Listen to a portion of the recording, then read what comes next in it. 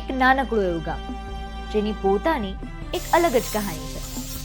અહીંયાની આ કહાની, તેની કલા અને આ ગામની વસ્તુ ખૂબ જ જાણીતા છે. અમારા જે હાથમાં છે એને જોતા તમે સમજી તો ગયા જ હશો કે હું કઈ જગ્યાએ છું. અમારી ટીમ પહોંચી છે જસદણનું એ નાનકડું એવું ગામ ગઢડિયા, જે આ રીતના સરસ મજાના રમકડા બનાવવામાં આવે છે. ઘણી બધી જગ્યાએ આ ખૂબ જ પ્રખ્યાત છે અને મોટી સંખ્યામાં ત્યાં પહોંચાડવામાં આવે છે.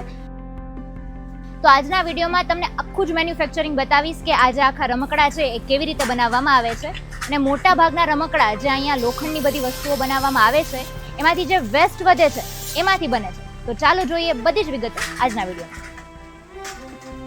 વિરેશભાઈ, અત્યારે તમે કેટલા સમયથી આ કામ સાથે સંકળાયેલા છો? 4 વર્ષથી આ કામ સાથે 4 વર્ષથી. આ ગામની વાત કરું તો અંદાજિત કેટલા લોકો આ કામ કરતા હશે રમકડા બનાવવાનું? અંદાજે 200 થી 300 લોકો.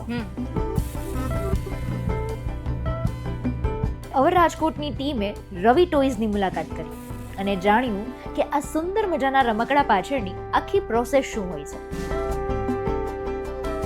પહેલા વેસ્ટ માલ લઈ આવવાનો, પછી એમાંથી જે સાઈઝમાં અમારે જોઈએ એ પ્રમાણે એનો માલ કાપવાનો, આડાળું કટિંગ વાળીને ઘસી બસીને કમ્પ્લીટ આખું એક નંગ બનાવવાનું, ને પછી એને ટાયર ચડાવવાના, કલર આપવાનો અને પછી પેકિંગ કરવાનું. દરેક ડિઝાઇન પાછળ છે સર્જનાત્મકતા અને દરેક રમકડા પાછળ એ એમની કલ્પના શક્તિ. અને આ રમકડા એટલા બધા પ્રખ્યાત છે કે તમને મોટા ભાગના ધાર્મિક સ્થળોએ આ રમકડા વહેંચાતા જોવા મળી જ જશે.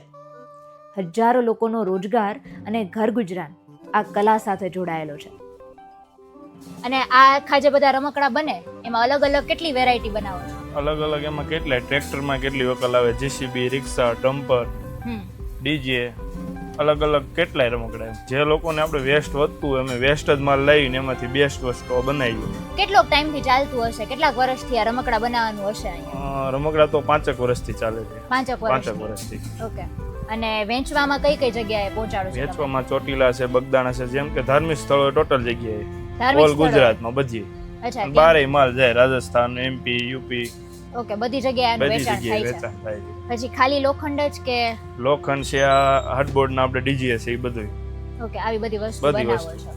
છે ને ગજબની વાત? હવે આ રમકડા તમે પણ ક્યાંક વહેંચાતા જોયા હોય અથવા તો તમે પણ લીધા હોય તો એ વાત પણ કમેન્ટમાં જણાવજો. ફરી મળીશું આવી જ કોઈ અવનવી જગ્યા અને અવનવા વિષય સાથે. હવે મને રજા આપશો. નમસ્કાર.